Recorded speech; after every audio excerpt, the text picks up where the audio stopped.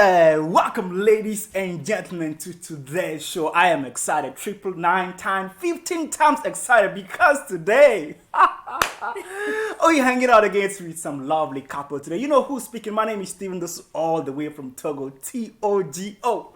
I'm the creator of Ignited Transformation Summit TV, founder of Self-First Catalyst, co-founder of Leadership University, and I speak and coach all around the world.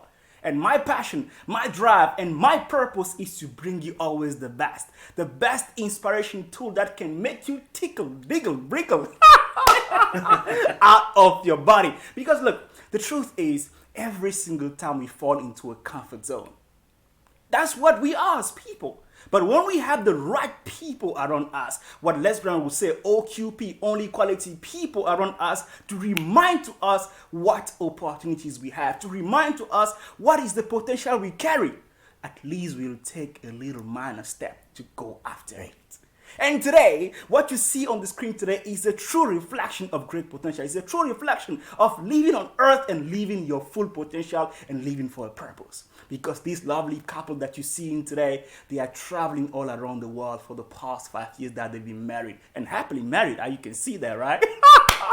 And I mean, look, Jim right here, Jim that is right here, yeah, there you go. Jim has been a photographer. Okay, for a few years, and has also been in publication. He created the Art of Unknown podcast, right? The Art Unknown podcast. The Art Unknown podcast. You got it. Exactly. And let me tell you what, Jim is somebody that when he does something, he put his mind to it, and that's why that podcast was really successful. And with the bunch of artists that they interviewed, we have Janrace right here, the beautiful lady that you're looking at.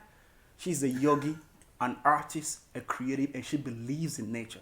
So together, what they did is create an awesome brand, and which is a collection of clothing, of yoga mats, of a lot of wearable things that come into your life and to add a smile into what you do into your daily life. But hang on. I mean, I'm here to interview them. I'm here to pull questions out of them. So I'm not going to actually present them in a way that's gonna take a lot from you, okay? So if you allow right now, we're gonna welcome right now on this very stage, Jim and Janrace WJ all the way from Colorado. Hi there, guys. Hey. Hi, Steven.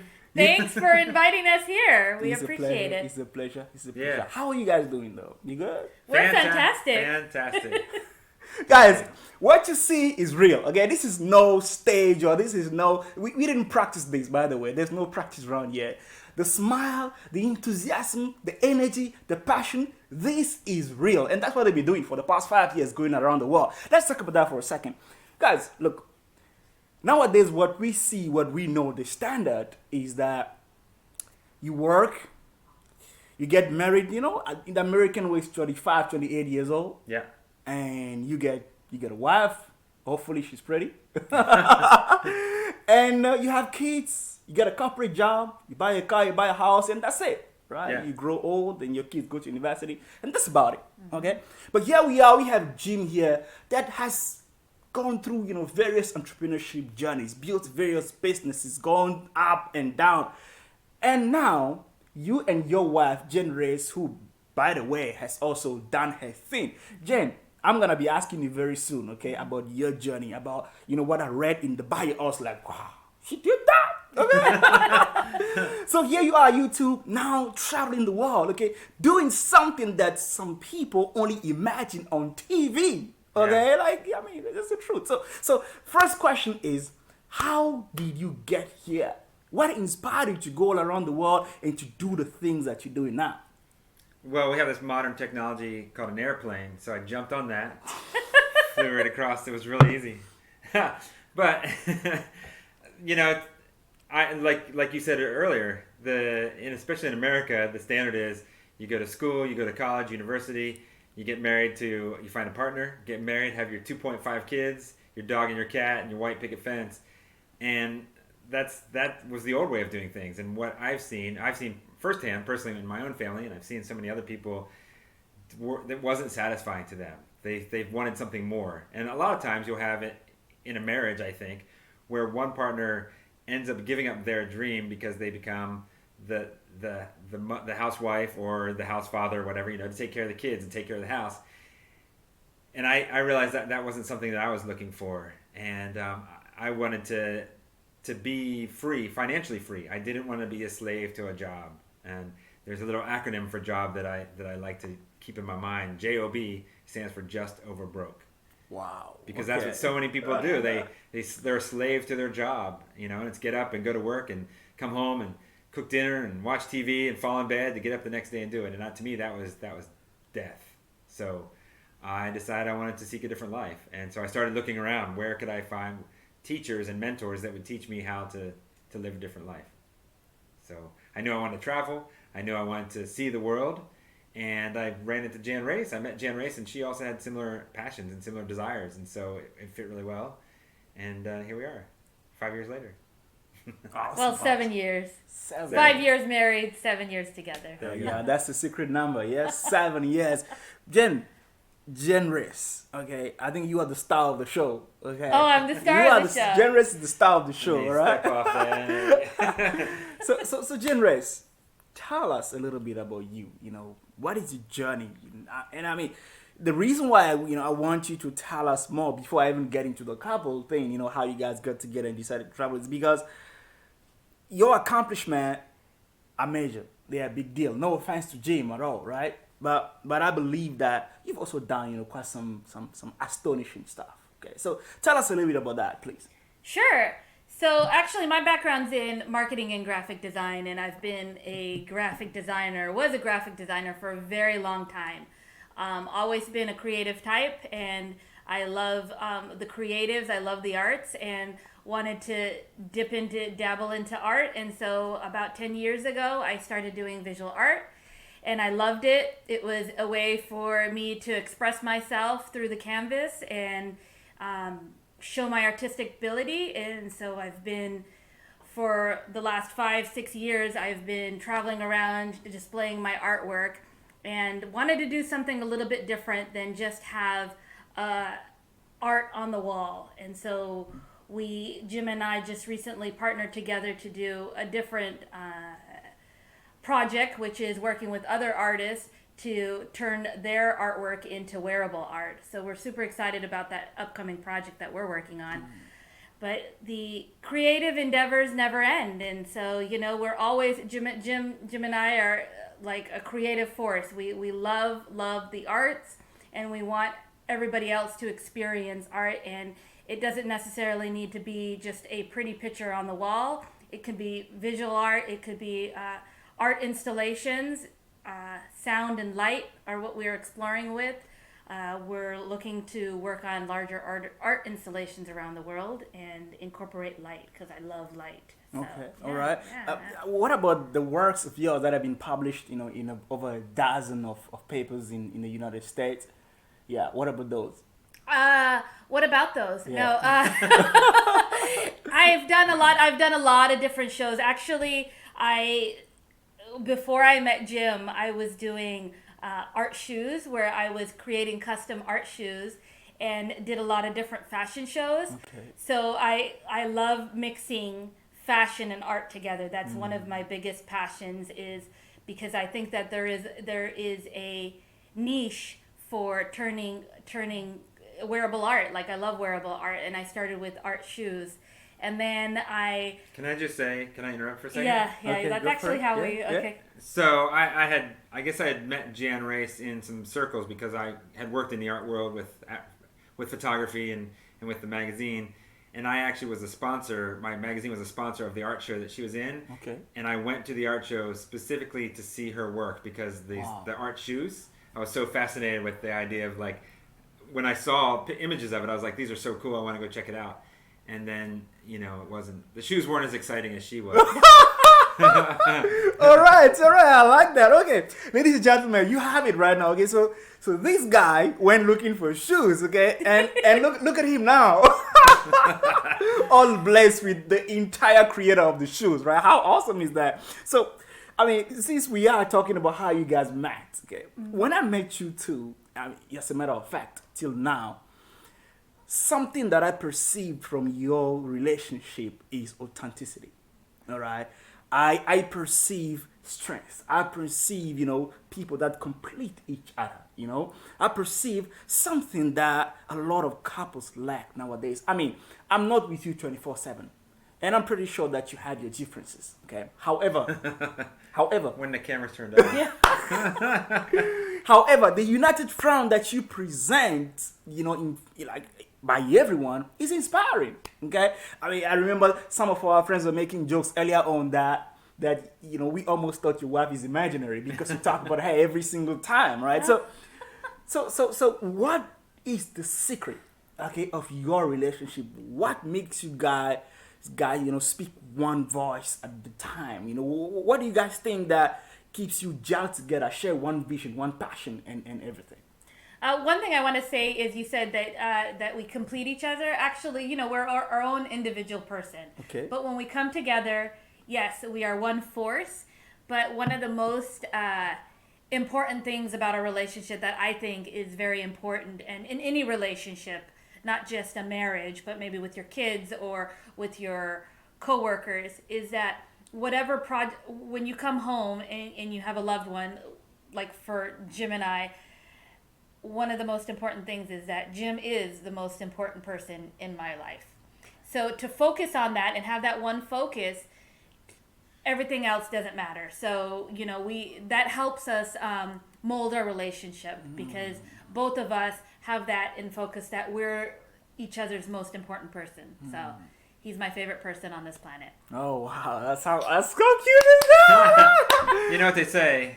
Happy wife, happy life. Exactly, right? If I do what I can to make her happy, I become happy too. Yeah. But what she just said is the reality of it is making Janrace the most important person in my life makes everything else like doable. And so I find that it's really important to support her and to respect her and to respect her choices. And sure, we have our arguments and our differences, but when we do have differences, we try to recognize that they're just different opinions or they're just different thoughts about the same thing.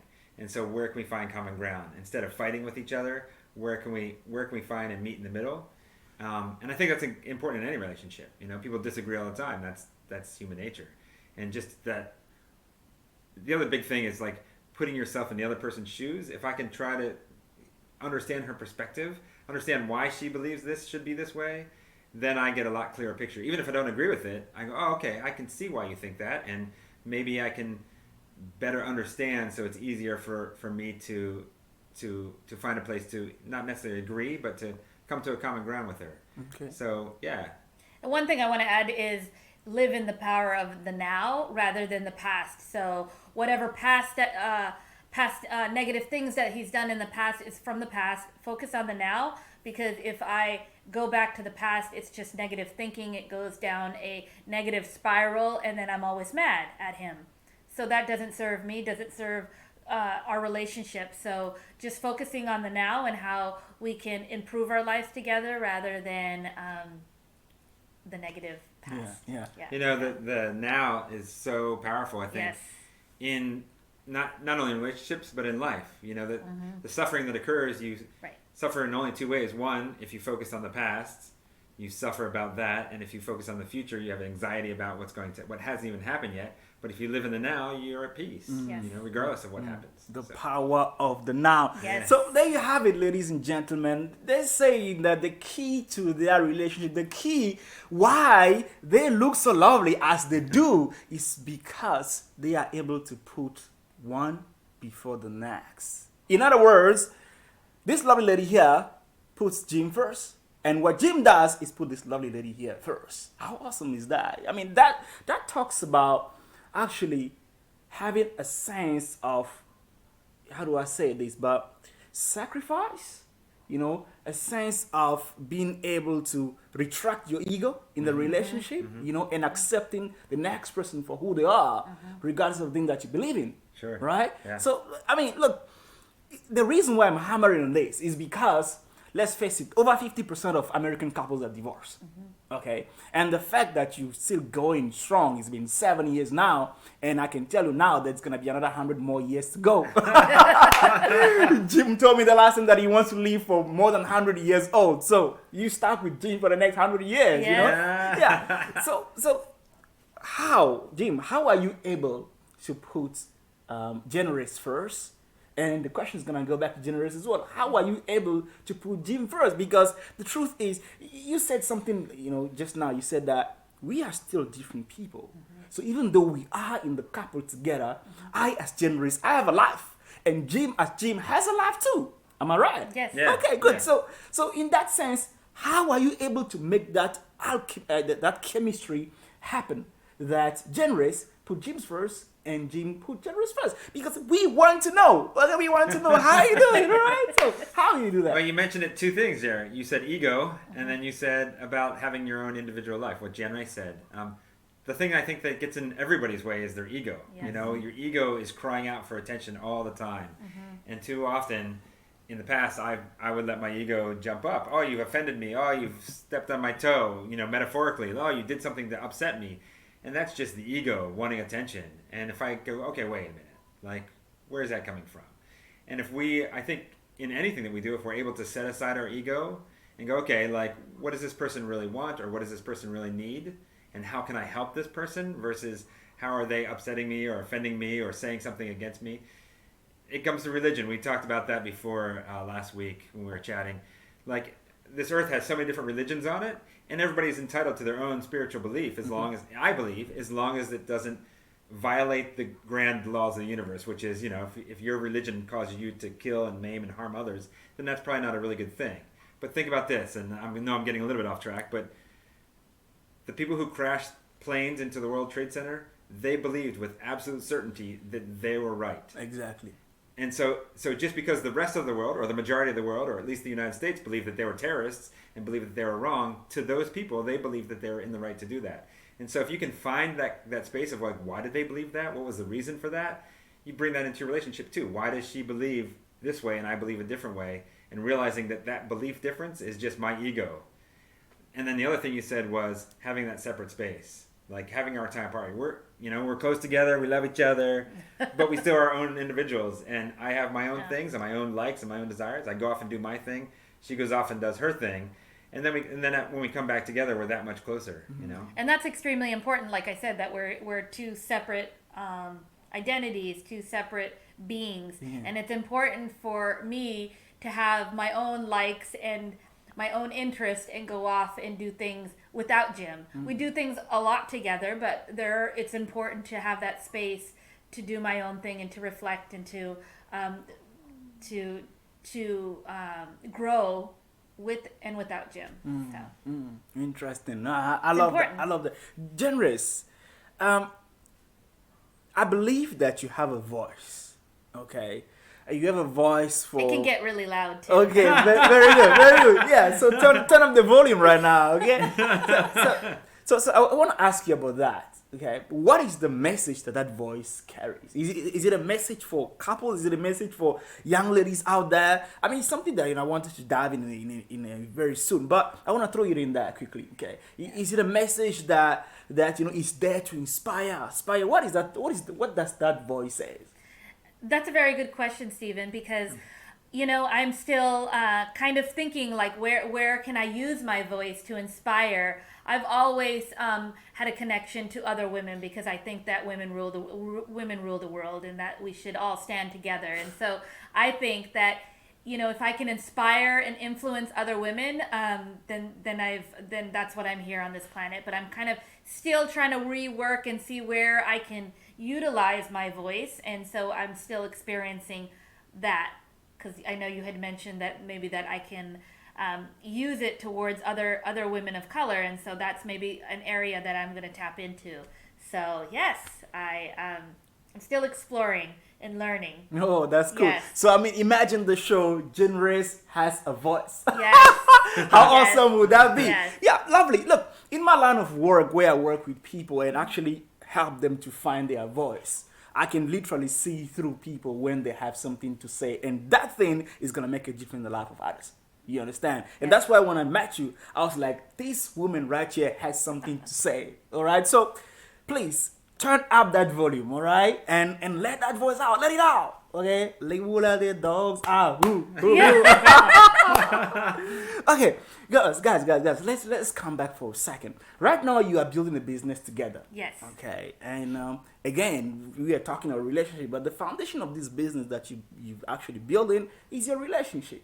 So what I want to ask you now is, how do you differentiate the business side? And then next we're gonna talk about the actual business. We're gonna talk about how you guys went to the Tony Robbins event, business mastery, and the things that you learned from that. So before we even get to that, how do you guys differentiate the personal life, okay, as a couple, and then the business partnership? Because I can tell you what, in business, you're gonna clash. Like, no. I want things to go this way. The marketing plan must be this way. Janrace said, no, this way, that. How do you do it? That's, and you're exactly right. That does happen. It comes up time to time where there is a bit of resistance and a little bit of disagreement. And so one of the things to differentiate between our personal life and business is to remember what's important. And what's important is our relationship before our business, and making the time for the relationship, and set that aside and go, okay, we'll have us time, but let's focus on the business, and making sure that we have our priorities right, like what's important in our life. Like right now, above all is our relationship before the business. And that sometimes when we're in the business and we're working on the business and working in the business, it's sometimes we forget about that, but we have to come together and not letting that, and just reminding ourselves that that's important, that the relationship is first above all. Yeah. Any relationship is all about compromise. Like I said earlier, where can we find common ground? And so far, knock on wood, Janrace and I haven't really had huge fights within the business. I mean, we have disagreements for sure, and we've had some really intense disagreements. But I think what we've done is go, okay, what's your side and what's my side, and why do we have those different opinions, and then how do we find a place to come together? Common ground, finding common ground. Because in anything there is two different opinions. Yeah. There's not usually truth is somewhere in the middle, and that's true in business too. Like you'll have this, we need to do it this way. No, we need to do it this way. Well, how can we do it together? And I think that's worked a lot, and we don't actually talk a lot about that. I think we just, as time goes on, because we focus on the importance of the relationship between each other, that sort of works itself out. We haven't really defined roles within the business. There are some things that Janrace does better than I do, and there's some things that I do better than she does. So we've naturally gravitate towards those individual roles. But it wasn't like, you're going to do these things and I'm going to do these things, and we'll keep those separate. It's sort of a blend. It's an amalgamation of all of that, and we work to get along. For me, it's a lot about support. How can I support you? Right. How can I encourage you and support you in what you want to do right now, and make your situation better, your life better, this particular project we're working on? How can I support you in making that better? And I think that comes to a place of, you can also say service. How can I serve you? If you always come from a place of service, how can I serve the greater good? And in our business, how can I serve Janrace and what she's trying to accomplish? How can she serve me? Then it makes a lot of those conflicts just sort of disappear. Absolutely. Yeah. So basically, you put personal before business. Well, is that what it is? I do. I hope he's doing that. Okay, all right, okay. So, of course. No, it's it is in that we don't let the business interfere with our personal life. In that, like, if we clash heads about something business wise, we're not going to carry that into our personal life, because they have to. In that regard, they have to remain separate. As entrepreneurs, as you know, a lot of people get into entrepreneurship because they want more freedom. And usually when you become an entrepreneur, the last thing you have is freedom, right? Exactly, You're putting all your energy into creating that business or creating that entrepreneurial life. And so we've had to really consciously define time of like, okay, we're going to close the computer. We're going to set that aside. We're going to spend time with just each other. We're going to go out and do something fun that has nothing to do. Invariably, when we go out and we're like going for a walk or something, or we're just going someplace, conversations about the business come up. And, and I think like when we recognize that the business sort of to overtake the rest of our life, one of us will say, hey, like, This is Hold time. it. It's time for just Yeah. us now. Yeah, Like, right. let's just forget that. There's always time for that. Let's focus on us. So yeah. That's great. This is lovely. I love that. I love that balance that you Yes. guys create in the relationship. That balance. Yeah, that balance. Yeah, it's balance. You know, that's French right there. Right? Yeah, okay, Absolutely. I mean, you gotta throw that French romance in sometimes. You know? Yeah. All right, guys. So now let's talk business. Okay, so you guys went to the Tony Robbins Business Mastery event the last time. You know, need I make mention that the ticket is $10,000. All right. Jim says that there's no price tag you can attach to developing yourself. You believe that, right? Absolutely. That's what Jim says, and that's why they went and invested in themselves. And by the way, would you guys mind talking about the jar strategy, how you manage your income and everything? You want to share that? Yeah, Sure. yeah, Great. absolutely. Okay, lovely. So here's the thing. How were you able? Because we gotta ask the right questions to get the right answers. Mm-hmm. Okay. How were you able to generate that fund? Okay, the $10,000, which is both is $20K. How were you able to? Am I right? We went together. We were able We to went go together We because paid it was for virtual. Okay. So it was one one. ticket. Also, okay, two for the price of one. Yeah. That's right. Yeah. 2 for 1, baby. 2 for 1. 2 for 1. Still. Think of still, that as 50% off. Okay, Yeah. great. I'm Okay. all about 50% off. Yeah. All right. So, but still, okay, let's consider the 10K. 10K Yeah. is not $100, Right. right? Okay. Right. So, how are you guys able to generate those funds and go to that event and being able to invest in yourself? How was that done? What was the strategy behind it? About 10 years ago, I got introduced to T. Harv Eker, Secrets of a Millionaire Mind. He wrote the book Secrets of a Millionaire Mind. And in that, we've studied a lot of his courses. We've done a lot of self-improvement, but T. Harv Eker and Tony Robbins are some key players in financial freedom and developing our self-improvement skills. Anyways, T. Harv Eker has this money management system called the JARS. And you can look it up and you can find out more, but basically what it is that they're allocated into 7 jars. And one of them is your necessity jar. You take 50% of your income and you put it into your necessity jar, which is your essentials for living. And then, Can I step in for a quick second? Yeah, sure. Yeah. Well, and in America, most people live on Paycheck to 100% of their paycheck Right. to pay their bills. And it's get the newer car, it's get a bigger house, it's get new wardrobe. And one thing that he really preaches, Harv Eker really preaches, is live off 50% of your income. Learn to live off 50% of your income. And if you can't, either you need to make more money or you need to reduce your expenses. And we did a little bit of both. Yeah. for Because sure. we had to reduce our debt. And then we had to figure out do we really need that subscription? Or do we really need to go out and just removing expenses, Okay. unnecessary expenses. So we did that first, and then and it's not an easy thing to live off half your income depending on your income bracket and how much money you're bringing in.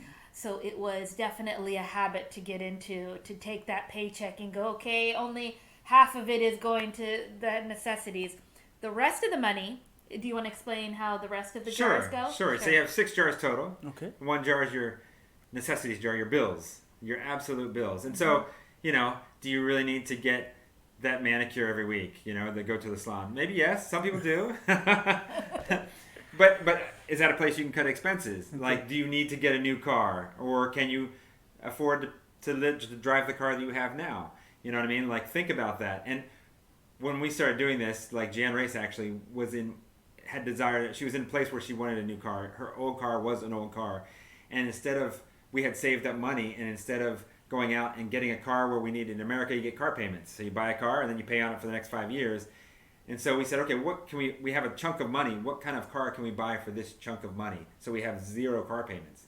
And right there, that was a huge savings and expense. And she was able to get actually a really nice car for this chunk of money. So your necessities jar are your bills.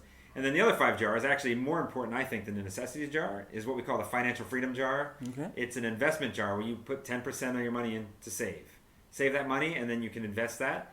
And as people of wealth will invest, you can invest at 2%, 3%, 10%, 15%. And people who as you start to learn more about investing, you find, there's ways for me to make compound interest of 15% or 20%. And that's a whole nother discussion. but in saving money and investing money will create that financial freedom for you. So you have your financial freedom jar, and then the other 4 jars are also 10%. You have an education jar, and that's where we put 10% in to do additional self-development. And a note on that is, in America, we talked early on about you graduate from your primary school, high school, and then you go on to university, and cost of college in America is so expensive. Exorbitant. Yeah. And I don't know the statistics, but so many people will spend 4 years in college, get a degree, and then never use that degree. Yeah. Yeah. And then they come out of college In debt. Yeah. Huge amounts of money. We're talking, 4, 5, 6 figures. Yeah. And they start off in like working life already in a huge debt, in a huge hole. Yeah. So with education, I realized that you can get street smart education. You can get education from other mentors that you can't find in a university. Indeed. Right? Self-development. Yeah. So you have an education jar that you put 10% in. Then you have LTSS, long-term savings for spending jar, for 10% of that, and that's for larger purchases, which can be a car. A car, a vacation, anything that you want to. Anything that's outside of your bills. Right. Big purchase. And then you have a play jar, and the play jar feeds the spender in you. Because we all like to have fun. We all like to go spend some money now and then. So, if you really like going out to eat, you can blow that play jar. The idea is blow that money that's in the play jar every month. So you feed that spender. So go out and buy something frivolous. Go out and go have a great meal. Go out and take a vacation that, within that play jar expense. And then finally, which also I think is somewhat one of the most important jars, is the give jar. And so you put 10% into the give jar. Your favorite charity, churches, mosque, whatever religious organization, anything like that. Yeah. Oh, go ahead. Well, I was going to say, when I first started the jars, and it is a very hard habit to get into. When I first started it, I was living off of paycheck to paycheck, and I was like, there's no way I can split this up, and there's no way I can live. So I took $1 and I got change for it, and I got 10 dimes, so 10 dimes, and I put 1 dime in each of the 10 jars and 5 dimes and I did that every week. Just to get into for the months. habit. And I actually got physical jars, and I was like, boom, boom, boom, I'm going to pay myself, and like Janrace said, just to get in the habit of using the jar system, And also, if you can't do 50%, you can start off with 90%. And then do 1% in each jars, or whatever the math is. like or start off with 75% of your income, and then slowly, but try to get to 50%, because in that way your other jars, your money jars, are increasing as well. But what Jim had said about the financial freedom jar, that's like your most important. That's your investing. That's your golden goose. That's going to keep growing and growing. Your investing fund. Try to learn about investing and finding returns on investments that make at least 10 to 15% minimum. And, once you get a little bit more advanced, if you get into stock investing or whatever trading platform you use, 20%. And then that way, if you do the math, if you start young and start putting 10% away, you'll be pretty set when you get into your 30s. So they say most people in America in their working life make over $1 million. And so when you think about that, like if you work for 40 years and you've made over $1 million, where does that money go? Yeah. You know what I mean? Yeah. And while you may have a great house and a great life and you have a family and and all these things, if you're not saving a portion of that to invest, what happens when you're 65, 75, 85? They say the other statistic is most people in America die within 5 years of retirement because they don't have a purpose in life, number one, and number two, they don't have any money saved. And so they're, and money, as we know, Social Security in America, which was designed for people to live off after they retire, is going away. And so people are finding that they retire, especially now baby boomers, people that like my parents, they're retiring and realizing they don't have money saved. They weren't able to save money because they didn't have a way of saving money. They didn't even have this knowledge. And so to me, that's the most important, is learning how to become financially free so that you can live a life of abundance. This is the Power Couple on Ignited Transformation TV. So we went from how they have a fulfilled relationship, how they empower one another, how they are there putting their relationship first before anything, and actually enjoying life. We went from there to talking about the core of their business, how they live their business life. And from there, we talking about how you can use your money wisely. And that's what they do. And that's why they are now able to travel the world peacefully, happily, and they are smiling at it.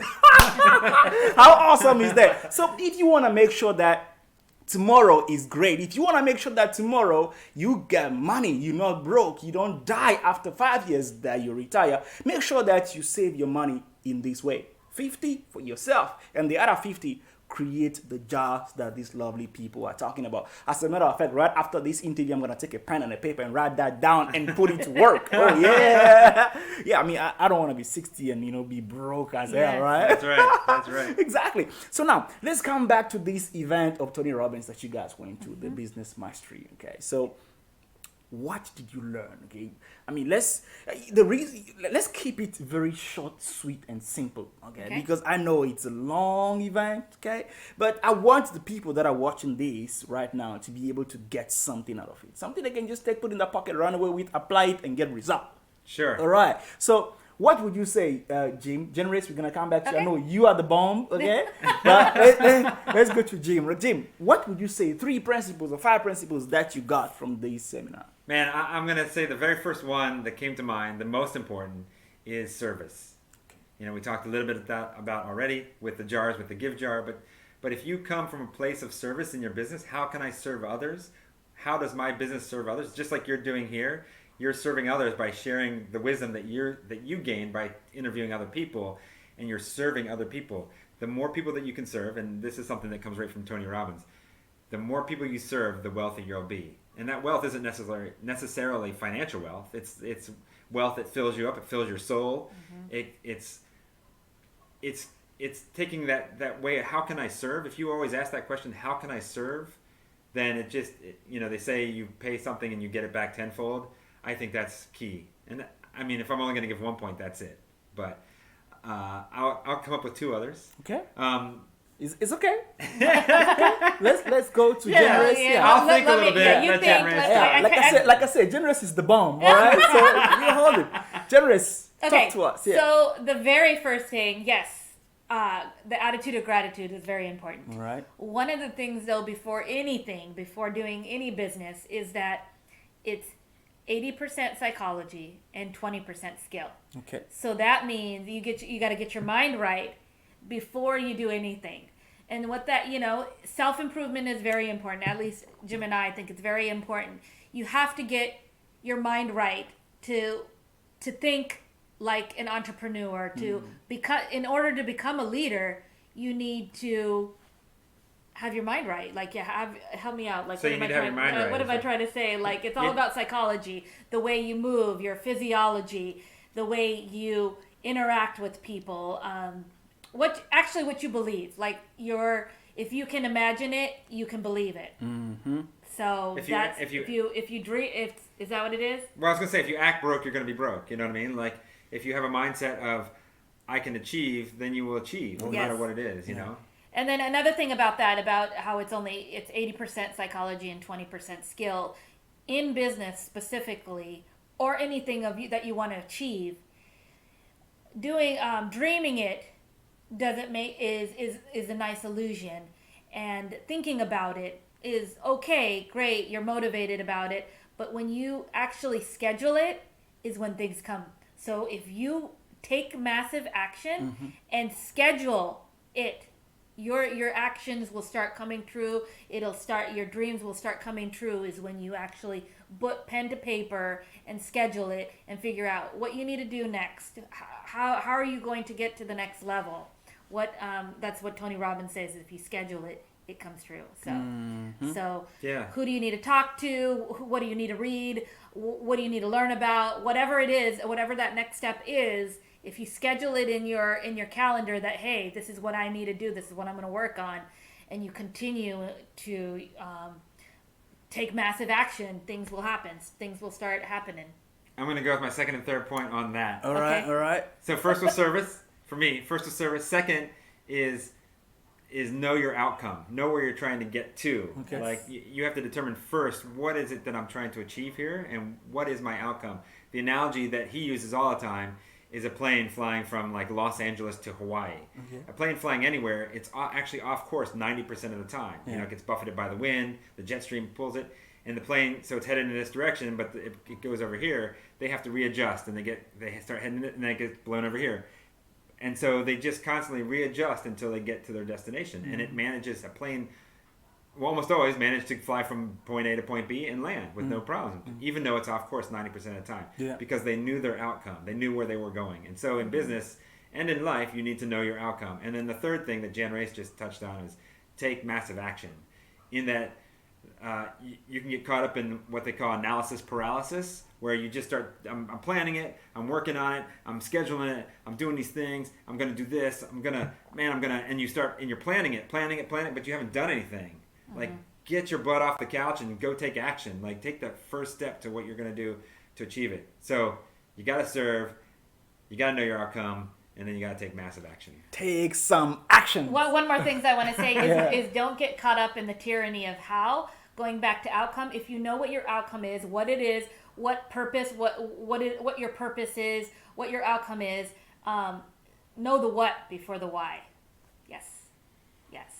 Take some action. Yes. Right? and in the process of taking action, you get feedback. Yes. And with the feedback, you get to adjust. Eventually, you get to where you want to be. Yes. And in the point of serving, what you were saying is what Zig Ziglar said, that when you give people what they want, you get what you want. Absolutely. You get back what you want, right? So Yes. you've got Zig. to serve, Zig, Yeah. right? You've got to serve. In the process of serving, know your purpose, right? Understand where you're heading to, and take some massive action, like Tony would say, raise your standards. That's right. Right? Yeah, Exactly. yeah. Raise it, okay? So forget about who you were, think about how you could be, isn't it? Yes. Great, okay. Now, let's take those principles back into your wearable business that you are building right now. I know that you are building an e-commerce business, and with this e-commerce business is actually a fruit of a partnership between you and the artist that you worked with in the past. Yes. Right? Yeah. So, what are these products that you created that's on your website? Okay, and one, what are those products? Two, what is the business model that you're using? And three, how you are applying those principles that you studied from the seminar of Tony Robbins into your business. Oh, those are good questions. Yeah, Yeah. these are all great Yeah. questions. So, just to give a short history, I've been, as you mentioned early on, I've been a photographer for many years, and been involved in the arts and enjoyed the arts, and I sort of transitioned from photography into having an arts publication. And that arts publication, I really enjoyed interviewing people, just like you were doing now. And I loved hearing their stories, and that transition from that interviewing process transitioned into a podcast. Okay. And I've always wanted to do something more for the artists. So that was kind of the idea of the magazine. How can I get the artists' stories out there in a bigger way? But the magazine was just another form of getting that story out. It wasn't really fulfilling me in how do I serve these artists better. And for a long time I thought about having a platform online where they can sell their art or something like that. But there's so many others already out there. I wanted to do it a little bit differently.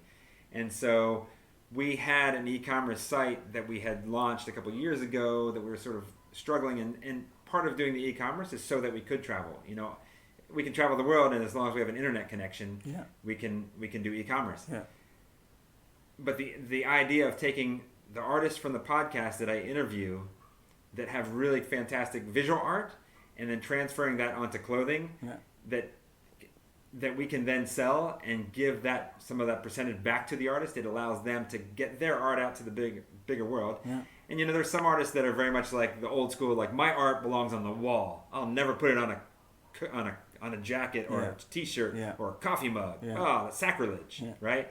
But there's other artists that look at that and they go, this is a money-making opportunity for me to make a passive income stream, for me to make extra money off of my art. If you put it on the wall, you only sell it once. And how many pieces of art sell for millions of dollars? Very few. You can make prints and things like that, but if you can share that art in a different way, in a larger way, you'll reach a larger audience of people. So we reached out to some of the artists and said, hey, this is a concept that we want to do. Would you be interested in? There were several artists that were like, yes, like right away they saw it and said, yeah, absolutely, we want to be on board. So we've marketed, or we're gearing the site to people that are active wear specifically, and sort of streetwear. So we have like t-shirts, and we have like yoga pants or leggings for women, and sports bras for women, athletic shirts that are synthetics, that are designed for people who work out or people who are in an active lifestyle. And then we have like some hoodies for men and bomber jackets for men. That the art seemed to translate really well on these products. And then we have a handful of accessories. We do have coffee mugs, and actually we weren't going to have coffee mugs, and we had someone like, I really want some art on coffee mugs, and so we decided we'd have the coffee mugs. But we have coffee mugs, we have yoga mats, we have like throw pillows, so a handful of things. But we wanted it to be really limited, and things that the art would transfer really well on and look really cool, because I'm into what looks cool, you know, like it's gotta be cool. It's gotta be Yes. cool, Yeah. man. It's gotta be cool. Yeah.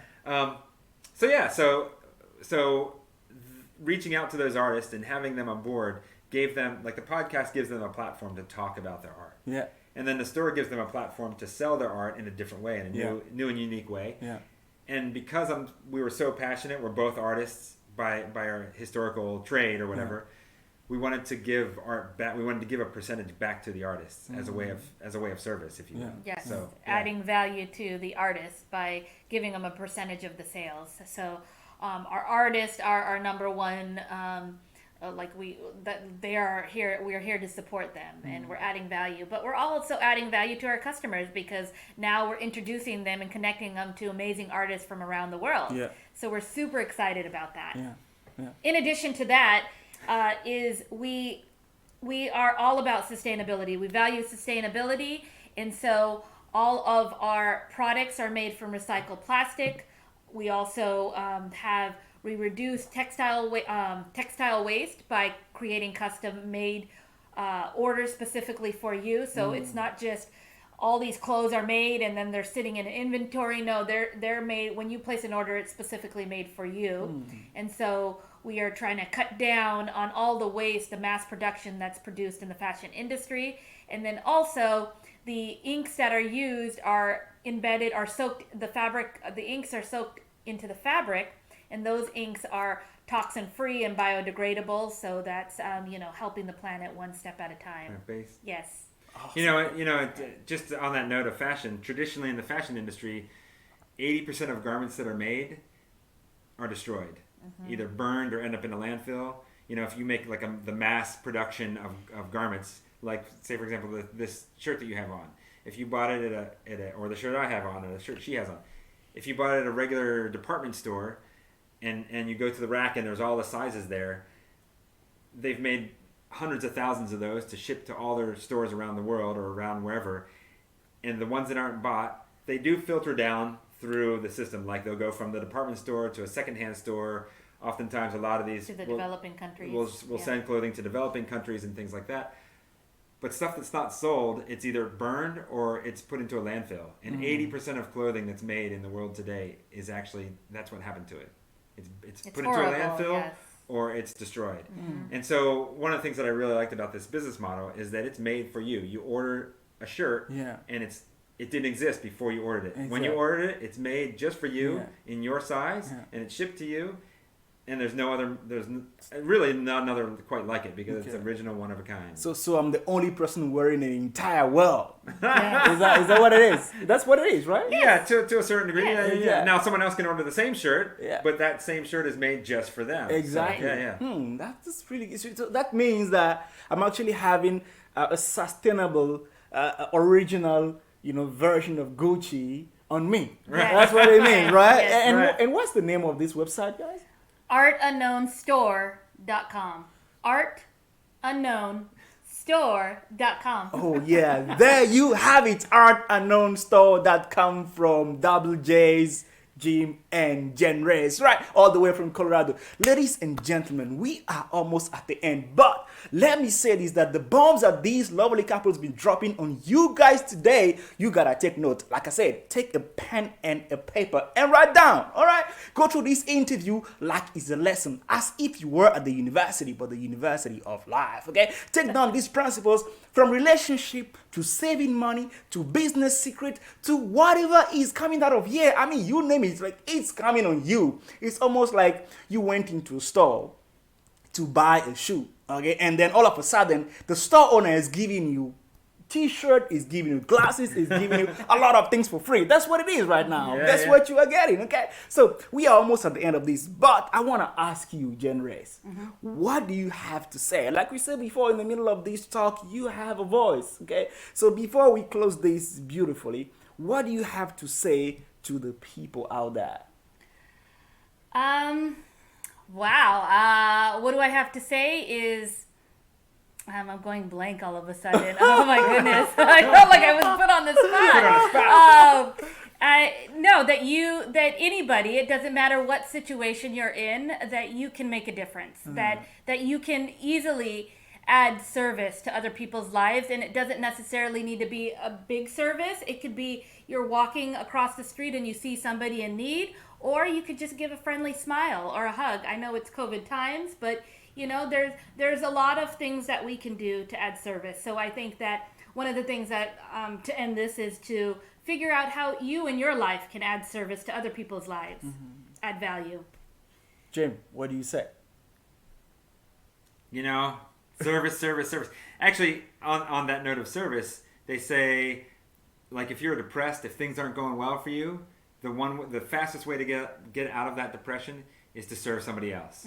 To take the focus off of you and go help somebody else, and you'll forget all about your problems. Yeah. So I think that, like Janrace said, it doesn't matter how big or how small. Like, we all want to change the world in our own way, but some people are in abject poverty, and as tragic as that is, you can serve the people in your own neighborhood around you and lift up the community that way. I think that's really important. Is we're all here, no matter what socioeconomic position we're in, no matter what race, creed, or color we are, we can all help each other. And so I think, this isn't anything that we talked about, but I think tolerance and acceptance is huge. Recognizing, like, we're sitting here, look, there's 3 different colors on this couch, and we're sitting here in love, and we're sitting here in community with each other, learning from each other. I think that's most important, is recognizing that we're all human, and that makes us all the same. Biologically, we're like 1/1000% different from each other. Just because we look different, we're still the same inside. We all want love. We all want recognition. We all want to feel like we matter. And so the best thing you can do to help others feel like they matter is just recognize them. Yeah. One last thing is she's on fire. One of the things about that I learned from Tony. One of the things that I learned from Tony Robbins is to wake up and do this, and we call this the 5 Qs. Ask yourself 5 questions. All right. And the 5 questions are: what are you grateful for? Okay. What are you proud of? All right. What are you excited about? All right. What are you happy about? All right.